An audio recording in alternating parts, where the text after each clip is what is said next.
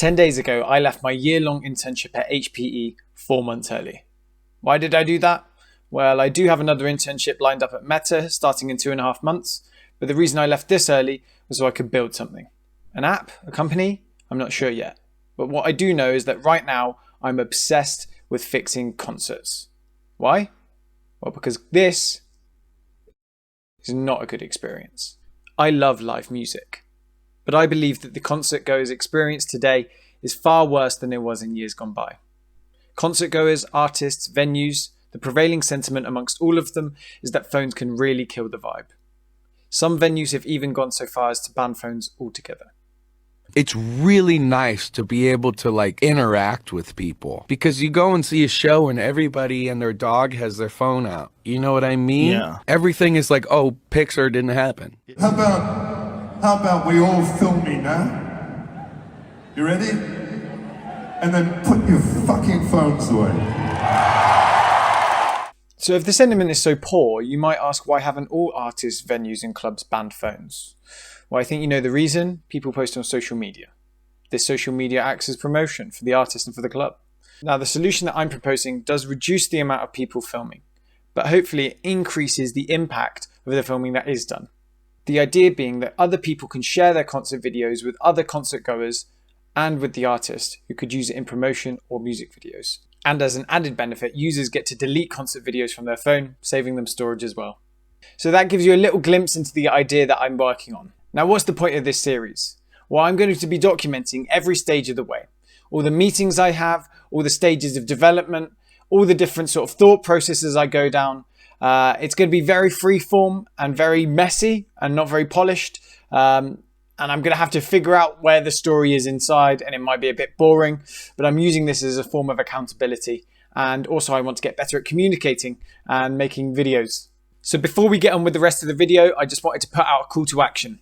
If you're a software developer, a designer, a marketer, an investor, someone who knows about business, or you know anyone like that, I'd love to work with you. I'm looking for people to work with. I don't think this project's going to work if I'm just doing it solo, or at least it will be a lot slower. I'm going to set aside some time every Tuesday and put a link in the description for you guys to book meetings with me if you'd like to talk through anything to do with this or to do with some other opportunity.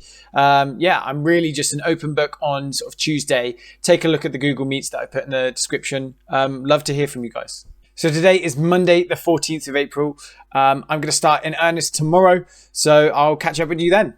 Okay, so it's Tuesday. I've had a few discussions with some friends, some potential co-founders, and I think it's a really great idea.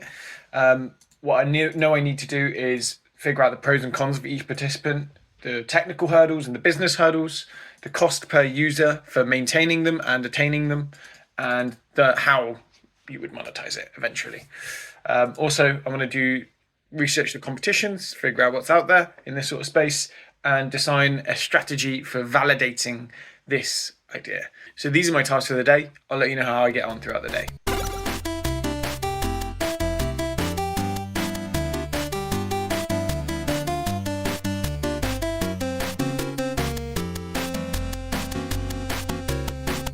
Okay, so now it's just about 7 o'clock. So I've been working for the best part of 6 hours. Now, what did I do so far? So I had a big idea crafting session, and I figured out how, a first pass of how the functionality of the app will work. I organised a meeting with an iOS developer tomorrow to learn more about iOS and cross-platform development. Need to understand, is there a sort of a framework that's going to work best for figuring out, doing Android and iOS? I found out about some defunct competitors. I need to figure out why they failed. I started a cost estimate for attaining and maintaining users, and a first draft at a plan for validating my assumptions, both with the costs and in terms of product market fit. So that's it for now. I'm going to go off for a run and continue locking in later on.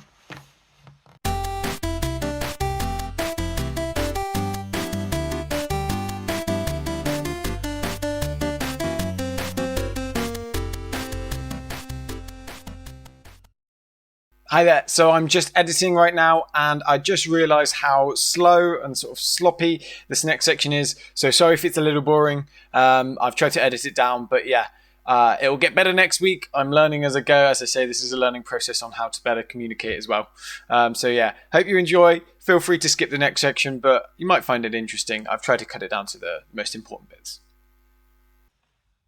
Right, okay, it's Wednesday, just about midday. I've had a pretty relaxed morning, did do some prompting, some thinking about what I could show you guys today, and I was thinking about doing some competitor analysis and showing you my process for that. So whilst I was ideating this idea, I did a sort of one of these ChatGPT deep researches, and it went through and sort of was thinking about all the ideas.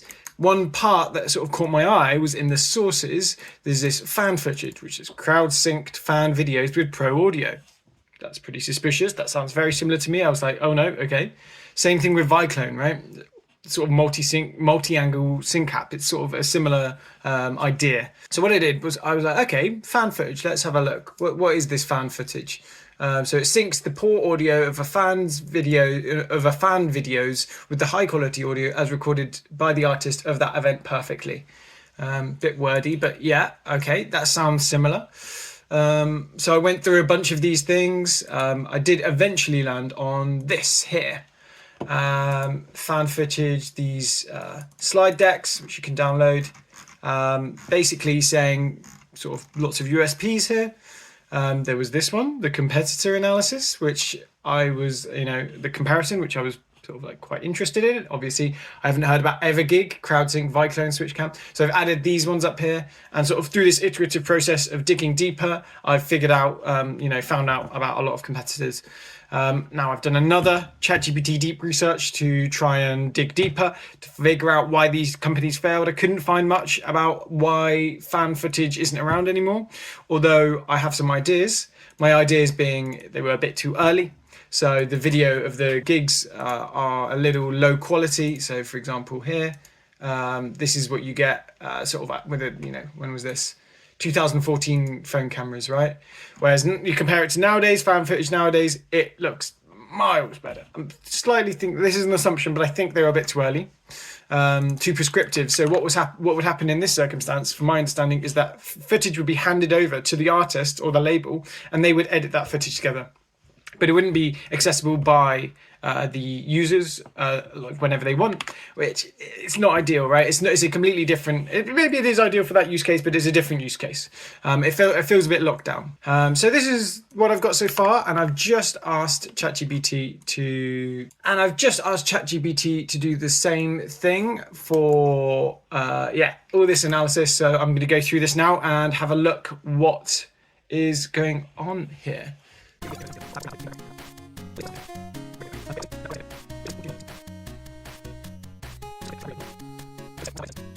So TagMix is doing something similar. They're replacing the audio, but they're not doing some sort of like, it's not a consumer-facing app exactly, I don't believe. I need to look into that a little bit more. Live Take matches fan videos to live mix audio, but failed to gain wide adoption. Audzilla announces plans for an app for streaming high-definition audio to fans' phones in real time. Effectively a next-gen approach to blending fan shop video with... let's have a look.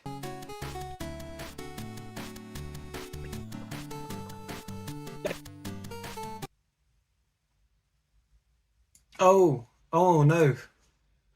Oh no. A challenging ask, since most concert goers defaulted to their phone's camera. Yeah, well, okay, so they've created a camera app which they want people to use whilst they're at the gig. People aren't going to remember to do that. Okay, yeah. I'm not going to just take that as like, oh, okay, that's why we failed. I'm not going to do that, so therefore, but like, that's not good. No, okay. Gizmodo noted the biggest hurdle, ensuring bands record their show's audio to provide to outlisten. The only hurdle we can foresee, alerting bands that they should record all of their live shows at a high quality to avoid the unfortunate scenario of multiple fans uploading video to outlisten only to find that there's no high quality audio exists.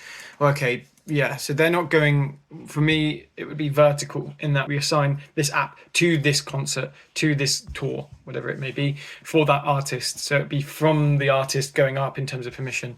It wouldn't make sense to just say, okay, every concert, that it just doesn't make any sense. You can bootstrap it that way as well, right? Because it means that, you can make it permissive so that only people who can sort of go to that concert, get that recording, which is a lot nicer in terms of, the liability, the legal liability. So that's yeah.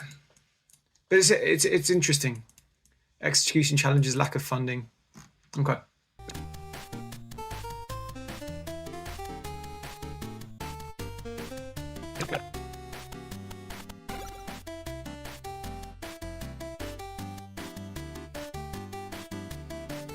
Marketing is key.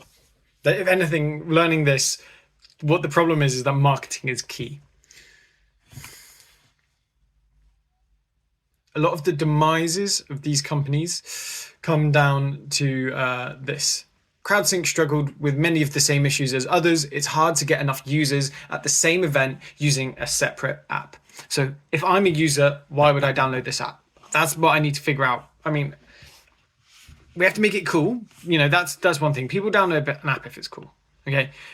And if it will save them storage, right? That's a big thing. To harken on that is good, but to compress all of these features into one sort of like concise pitch that people could easily digest, that's going to be a challenge. I've got a meeting at 2:00 with a marketing guy, a marketing expert, and we're going to talk about this. So catch you then. I'm going to keep reading through this actually.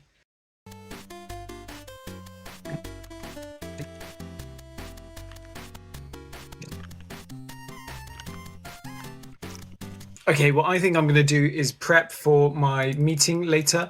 I have to think about the idea and sort of hone it down into sort of maybe a pitch to explain it to the guy I'm speaking to later, and maybe come up with some questions. I'm going to be working on that for the next hour 20. Then I'm going to have my meeting with him. Right, so it's still Wednesday. I've just wrapped up my meetings. I had one meeting with Paul Clegg, this marketing expert guy. It was really fruitful. We spent an hour talking about all sorts of different things. I let him know about the business idea, and he was really positive about it. It was sort of nice to have that validation, and he was definitely quite insightful. So some of the points that I'm thinking about now is specifically, who is the audience? I really need to well define that. What's the sales process? So in this circumstance, the sales process is the flow from, initial sort of contact of the user all the way through to uploading a video or watching the videos. So that entire process all the way along, from sort of first contact to sort of having a user that is then locked into the system. Maybe not locked in, but they've got their videos on the platform. They're not going to want to leave.